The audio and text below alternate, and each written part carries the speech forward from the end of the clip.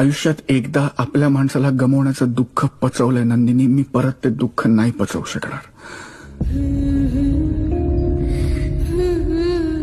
Please तू हे दुःख मला देऊ नकोस. प्लीज. मला सांगितलं का नाहीस भैरवी बद्दल? कारण तुम्ही बायका आहात ना. तुमचा नवरा एक वेळ दारू पिऊन गटारात पडला ना तर तुम्हाला चालेल, पण दुसऱ्या मुलीच्या प्रेमात पडला ना तर नाही चालणार तुम्हाला. चालेल? नाही. म्हणून नाही सांगितलं, कळलं?